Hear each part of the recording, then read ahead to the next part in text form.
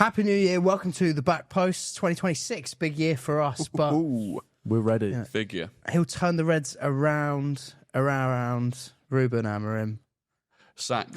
Yeah. He's gone. He is gone. I mean, we came in today thinking, kick things off with title race talk. Yep.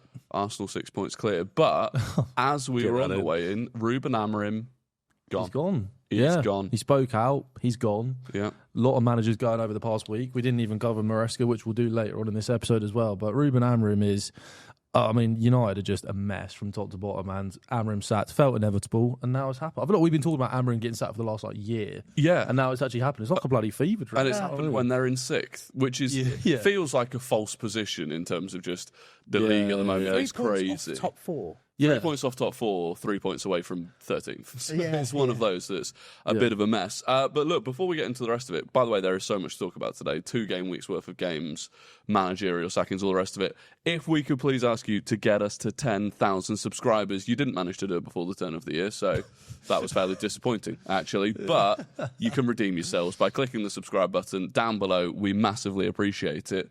And on with Ruben Amorim sacking. Yeah, Rory doesn't speak for the whole podcast, by the way. I'm very appreciative. No, we want 100k by the end of 2026. No, we did set you a target, in fact, so there are standards. But yeah, Amorim gone, and I mean, this is why I don't think it's performance related. It's not, it can't be. Because this is one of the best positions they've actually been in over the past year and a half, and this is the time where he goes. And for me, it was after the Kobbie Mainoo and I'm going to change to a back four, or I'm going to be more flexible comments. I was digging out kids on loan.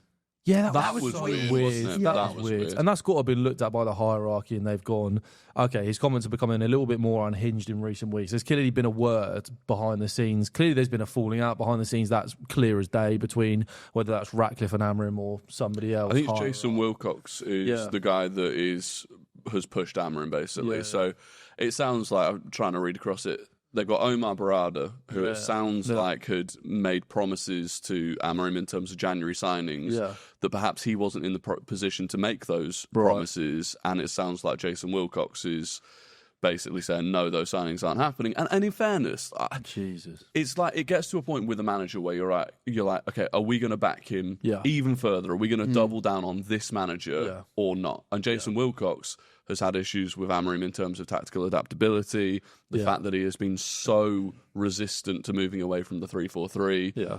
And so it came down to that. And then clearly that's reached a point with Amorim where he's gone, well, okay, I was promised these signings. And I think Amorim has realised for his system to work, and we spoke about that on here before, he needs like elite players in pretty much every position for that to work in the Premier League. Yeah. He's not got them now, and he's not going to get them. Yeah. So it kind of made it untenable. Yeah. I found it fascinating. It just felt like he was there probably, 14, 15 months. And I felt like every single month he was trying to get the sack.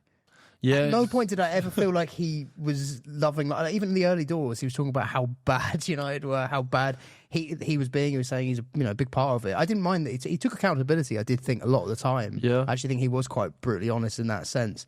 But, like Grimsby DJing around and everything. I just found he was a fascinating character to have around in the Premier League. Yeah. Because even that concept of, if you get the right players, it was just like there was no adaptability to the point that it started to make me think, how undefeatable is Amorim ball when it works? Yeah, because we never saw it work. So it must be the best thing ever. Like, no one can stop it, and you can't even adapt to counter against it, because once it's full flowing, once he's got all his players, it's going to be the most amazing thing. And I thought that in itself was just quite a funny idea. Did we ever see it though? No, we never saw it. If you're Ferguson, Guardiola, all the best coaches of all time, they've all adapted. Yeah, they have. All of them. Yeah, and the thing is, it's also just like the level at Sporting. He got out of Ugarte a level that you're never going to see in the Premier League. I mean, I don't know. Did you see that clip before the United game? Ugarte just warming up. He was just doing one-touch passing, and it was like 2 out of the 4 of them were absolutely cannon. And it's like that level that worked at Sporting. It's not working here. Yeah. The sorts of players that you need to work, you're looking at every position almost being £100 million signing. You're basically saying like, I need Kante there. Yeah. That's my Ugarte. It's Kante now. And Gyökeres at Sporting is the equivalent of having Haaland. I have Haaland there and Kante there, and if we play my football, it's going to work. It's like, obviously. And he had Diamande at central centre back, which is like having Saliba, like all of these things. This is some team we're cooking together here. Maybe we're in for the United job. Well, they just had the City squads or the Arsenal squads in Portugal, didn't they? And if Ruben Amorim had that in the Premier League, maybe he'd have been a really successful manager there. But like you said, all the best managers have always been adaptable in some ways. They all have a philosophy that they stay with and they stick with, but Pep's moved between systems so regularly at Man City. Arteta's changed at Arsenal over the years. You know, the best managers have always done that. So to not have that and to be that stubborn, he was never going to succeed. It might never succeed to the level that he needed to be deemed as a success at Manchester United. So and a lot of these managers, when they have come in, you understand that at a top club in the Premier League, you have to start getting results. You have to show something quickly.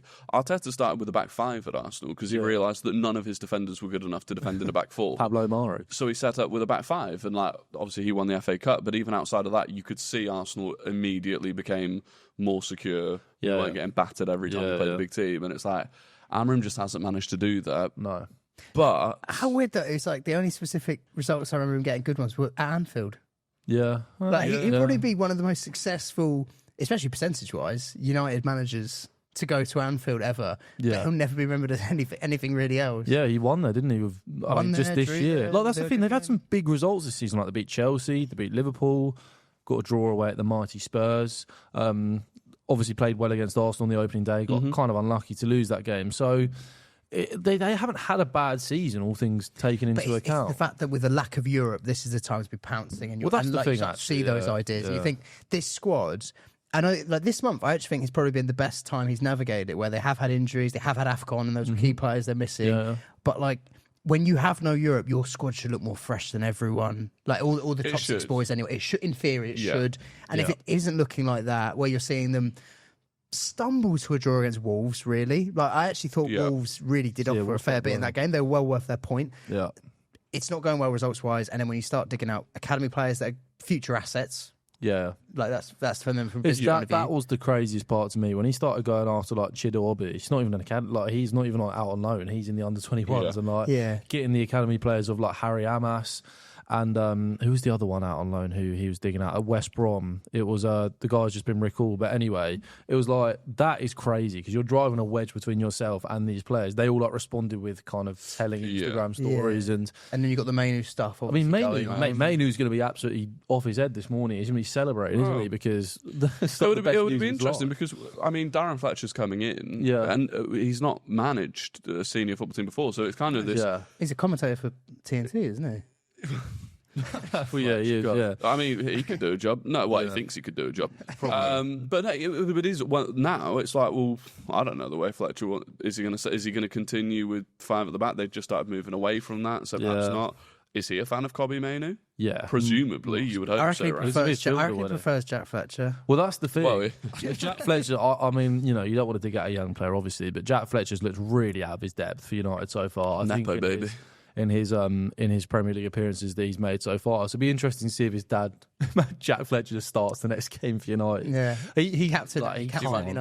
But I just think it must be a weird one for United fans because it was almost like they went through the absolute trenches last season with Amorim in terms of finishing 15th and then losing the Europa League final to what we now know is that Spurs team.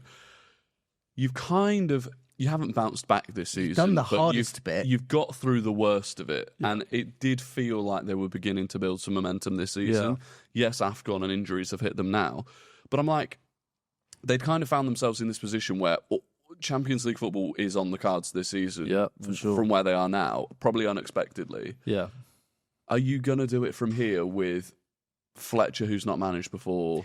That's what I find peculiar, because I get it if they were pouncing on something. The timing is odd. It's an internal thing, though, isn't it? That's the thing. But I worry from a United fan perspective of like their ownership. They didn't care about poor results, really. They were happy to back him through poor results as long as he was towing the line. The second he stops towing the line, nope, instantly gone. Yeah. And we've seen that before with...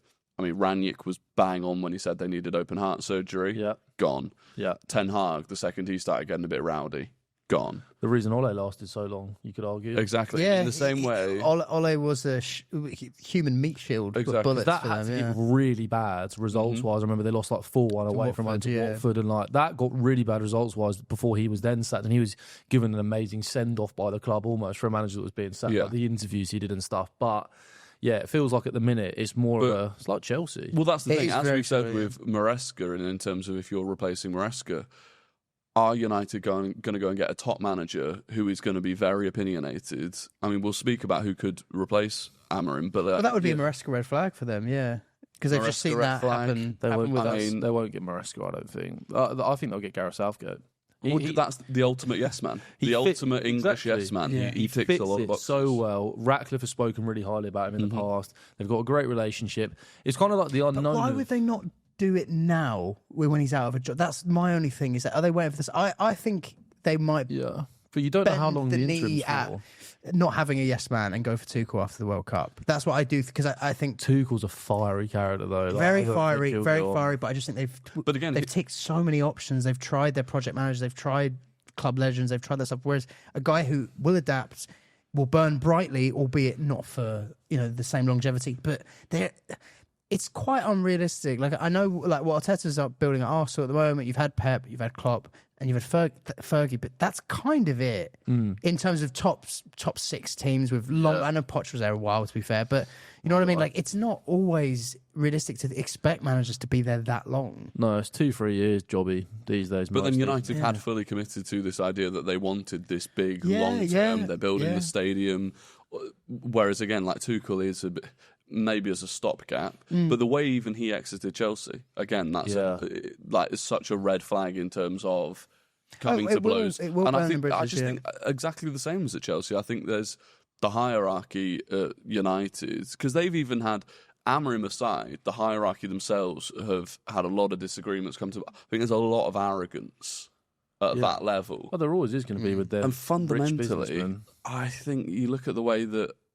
I mean, Arteta has thrived at Arsenal. He was just given a lot of freedom to move on whoever. It cost a lot of money to get certain players out the door. Aubameyang, like, they were expensive things to do, but it was like, okay, we're going to trust you to do it. I don't think you'll get that at United. And so that, for me, means you end up with a yes man, whether that's Southgate. Yeah. If Fletcher, realistically, if Darren Fletcher stays in, gets into the summer, if he doesn't Ollie, what does he need to do to keep the job? Probably only get Europe. Doing Ollie. Champions League football. Do you reckon Champions League? I think, like, we're not having a job. Top 4, he'd get it, I think. I don't know. I think top 4 would be. I think even if he got Europa, top 4 this season would have been overachieving for United. I hope for their sake they're not planning to keep Darren Fletcher on long term, whatever he does, really. But yeah, I think it's one of those things where you've either got to have incredible processes at the top as a board, like Brentford, Brighton, City as well, even though they've got Pep Guardiola, who's got a lot of sort of autonomy over decisions. But they had that tricky guy.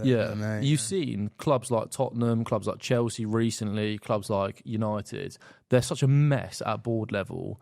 And then when they try to be a club that, like, we're going to run things ourselves and, like, the manager's going to be sort of an extension of what we want to do and the idea we want for the squad, I think that's the better way to go as a club in terms of the club making most of the decisions and then working together with the manager rather than what you did with Arteta, even though that can work if you do kind of land on a goldmine of a manager, which I do think you kind of have with Arteta. But it's just when you have a mess at board level, if you then try to run the club like that, you're just going to end up at a point where you can't get the level of manager you need to sort of maybe make you look better in terms of decision makers. And so you're just going to end up with a yes man, but a yes man for decisions that are just like all over the shop. But that's the thing. I don't think they are a Brentford. I don't think they are a whoever. You look at the business that they did in the summer. Even it turns out apparently Amorim wanted Ollie Watkins in the summer. He also wanted Gyökeres. Sesko was like 3rd or 4th choice, but they spent more on him than the other options. Yeah.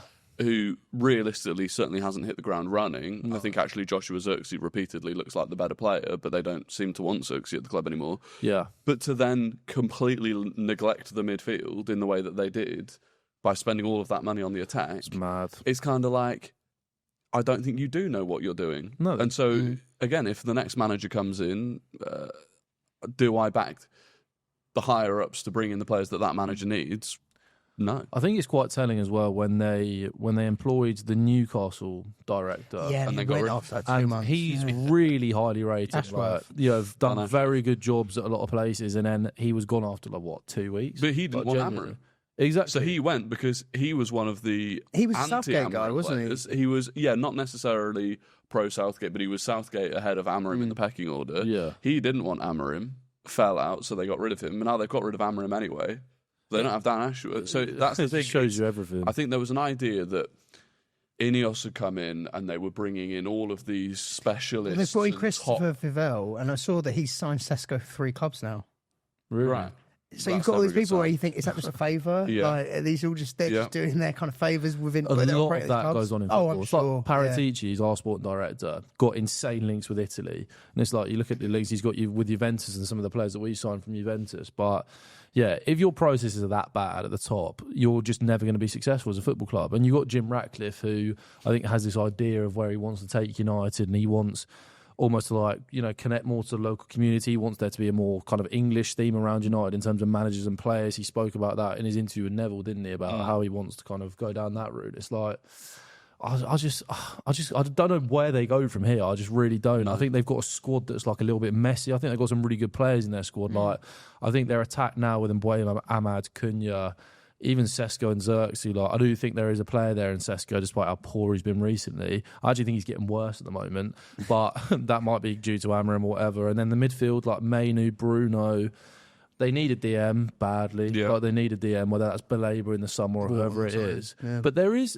something to work with there. Like, there is. There is some talent to work with. There's players there. I don't think you're ever as far away as you think you are as well. Football can always look like so bleak. So bleak. I mean, look at last season for you guys. Like, you can feel like the mighty. That wasn't even a dig, but you know what I mean? It can feel it's worse. You're completely and suddenly right. things flip. Like, it's just and that's weird place. That's what I think could happen with United if they make the right appointment. Like, I think if they got Tuchel in, for example, and Tuchel played a back four, well, he could do really well short term with some of those players. This is the one thing I think that whoever they get in, I think needs the character and experience of a Tuchel, because United is still the biggest club, certainly in England, and it is a monster when it comes to the media. If you look at Ruben Amorim before he arrived, that was a man with confidence, charisma. Like, he looked like such a smooth guy. Yeah. It took 3 months. January last year, he was a broken man. Like, it was reported he was very, very close to just walking away. Mm-hmm. That's how quickly Manchester United can literally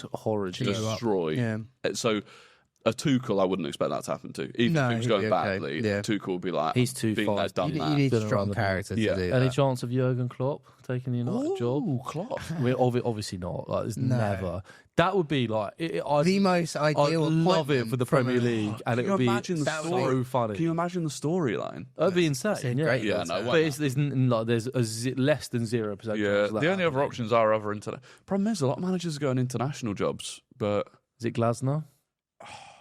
That would be an awful appointment, by the way. Yeah, I agree. Like, I don't think Glasner's I think it has to be someone who's actually managed a top team. That's like a Carlo or something after that World Cup, trying to take him out of Brazil. Yeah. Like, just someone. I don't think Carlo's that suited to the Premier League these days, though. He raises his eyebrow. Cunha might score a banger. Like, is it really that? Sometimes we overcomplicate. Like, just let the good players play football, man. Nah, I think you've got to complicate it in the Premier League these days. I don't think Ancelotti would do badly, but he was very much at Real Madrid kind of. I mean, Ancelotti. But these are the stopgaps we're talking about with that experience to just handle United in the meantime. Zidane?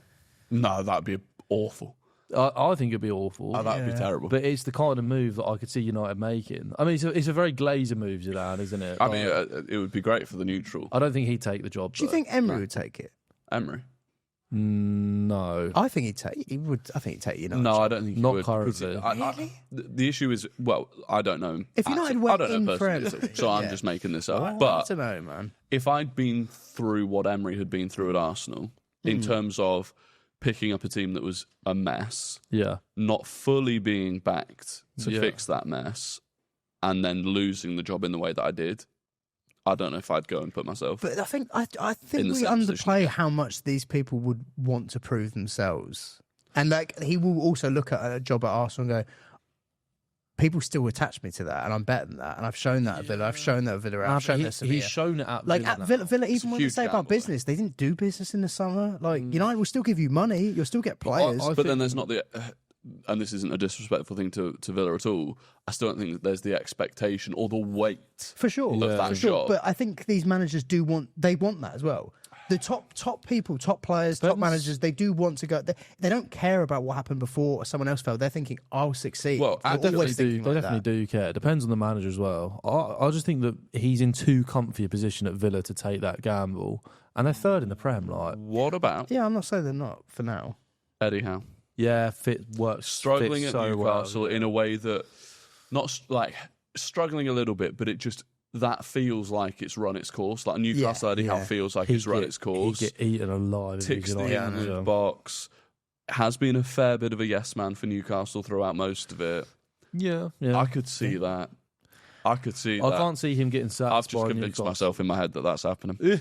I've convinced myself. Yeah, I'd be more inclined if Ashworth was there to think. He ticks a lot of boxes. Yeah. I think Eddie Howe gets eaten alive at United. I still think Eddie Howe has got a lot of problems as a manager, which I think you've seen with Newcastle over the past sort of year almost now, 18 months maybe. But look at the managerial market. I think everyone's got their problems in terms of the sort of managers that are available. Yeah, but I think a manager like Tuchel, for example, if you're waiting for him, I think Tuchel is a problem solver, and I think he's he's an elite level. I don't think Eddie Howe's I think Emery's an elite level manager. I don't think Eddie Howe's. I have Emery a tier above Howe. Definitely. Yeah. I think Howe's kind of almost hit his ceiling at Newcastle in terms of what he can achieve. Top 4 in a trophy is the best. It's great, bro. But that is the ceiling. If he goes to United, some of their signings, like some of the signings Newcastle made this summer that Eddie Howe was desperate for, like Jacob Ramsey, Elanga for 55 mil. Yeah. Honestly, they'd probably sign Anthony Gordon United, and that'd be their lot. So we will wait and see.